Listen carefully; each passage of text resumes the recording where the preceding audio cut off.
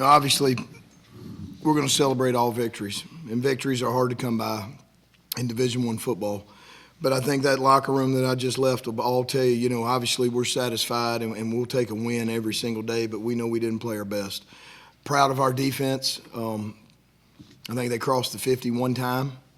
So very proud of our defense to get a shutout. And offensively, we've just got to keep working. Our execution, was not good. It's got to get a lot better, and we know that, and that's something that we'll embrace as we move forward. But at the end of the day, whatever adversity we continue to go through, whether it's lightning delays or it's whatever it is, it doesn't matter.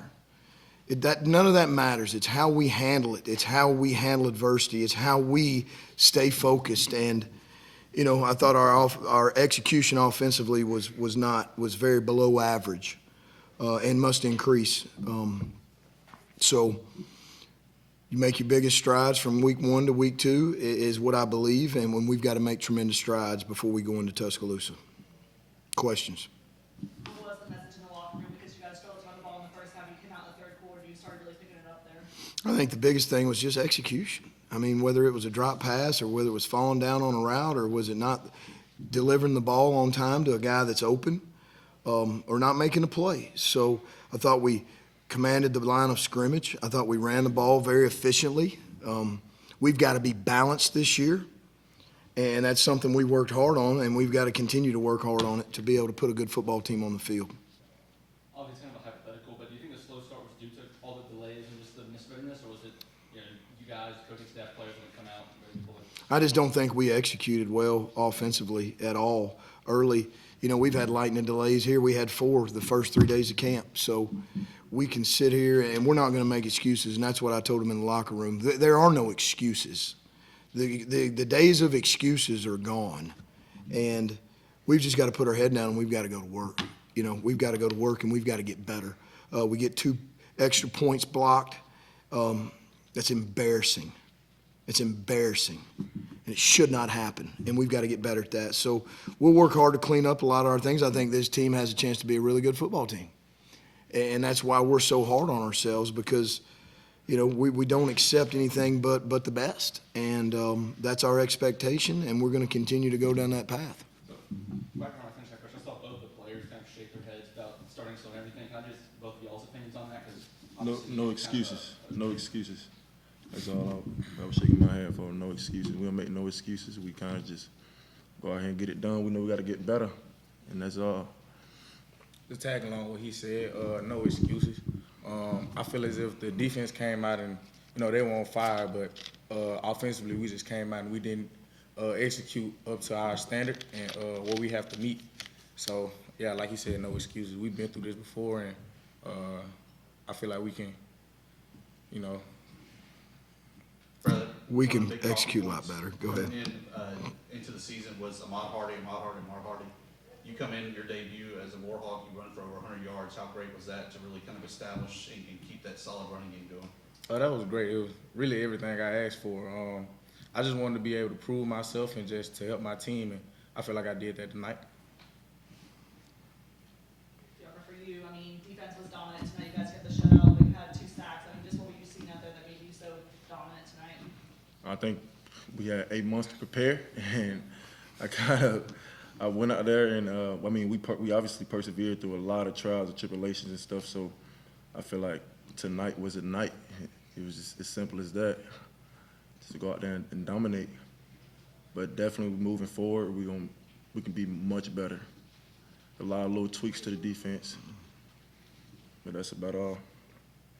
Coach, for you, when you obviously have to look at the tape and everything, but just straight off the game, what's one thing this week that you're going to try and improve the most on coming off the field? Really just our execution and our timing. I think that probably, and I haven't seen the film yet, but right now probably the thing that's just disappointing to me is just the execution on offense. We stopped ourselves, I think 4 of the first 5 drives, I think we stopped ourselves, whether it was a drop pass or whether it was we didn't get the ball out on time or we ran, whatever it is, excuse it is, our execution has to pick up at a big time level moving forward offensively if we're going to put this together. And we will. There's no doubt we will, but There are no excuses on the first game and lightning delays. Those days are gone. And this team understands that. You know, they understand that. They understand the expectation that we've set for ourselves. You know, we don't care what anybody else's expectations of us are. We know what we've set for ourselves, and we've got to go to work. You know, we saw that was game one.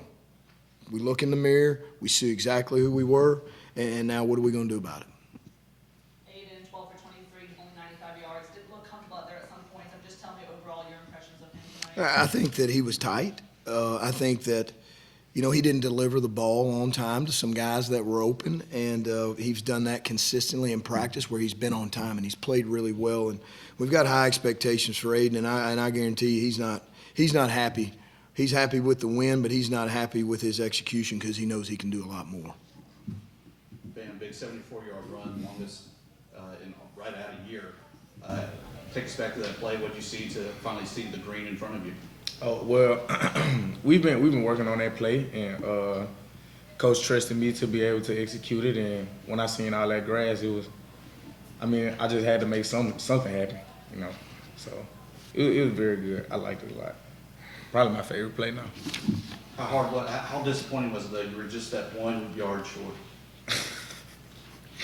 Very, but I'm gonna make sure that doesn't happen again. Yeah, I don't even bring up the pass. Sorry. Yeah. For both of the players, I mean, I know lack of execution is the buzzword for tonight, but I mean, just what did you guys learn about this team after game one here? I mean, I feel like we got to get better. I mean, shoot, we went all fall camp, we went all spring and summer, and we've been grinding. So honestly, it's no excuses for nothing, dog. We just got to go out there and play our game and live up to what we told ourselves we're gonna do. And the sky's not falling, but by any stretch. But we're also into real and being real about what it is. And I love this team, man. I think this team can be different, man. I really do. But that's why we have to put the failures under the microscope, and we can't avoid them, and we can't sit there and act like they didn't happen if we want to chase the things that we believe that we can achieve. Got to ask about Landon Graves, local OCS kid, gets a little bit of time there at the end, throws a touchdown pass. I mean, just how excited are you for him to get his chance and to execute out there? But, you know, Landon's had a tremendous summer. You know, he had shoulder surgery in January, so he was really out in the spring. And, man, his growth this summer and fall camp has been as high as anybody on this team. And with us using, you know, Hunter in multiple different ways, it was a great opportunity to get him game experience. And Landon's a winner, and he's tough, and he's proven that he can come in here and help this team win. And I couldn't be more excited for that kid just to go out there and make plays when given the opportunity. And you can't buy experience. You got to get out there and play. So that was important snaps for Landon and his team. I guess let's just go off Hunter, too, another OCS kid. I mean, is there anyone tougher on the field than Hunter here and gets it on third down especially? We have total confidence in Hunter when it's third and fourth down, and he's a winner, and he's tough, and he's gonna help this team win in multiple ways, and he's just got the heart, you know, of a lion. It's 4th and 3 right there, and we told him, hey, if option 1 and 2 isn't there, just go get it. And when they covered up 1 and 2, I knew he was going to get it, and probably needs to work on his landing a little bit better, but Hunter's tough, and he's gonna find a way to get it done, and he's gonna make a lot of big plays for this team.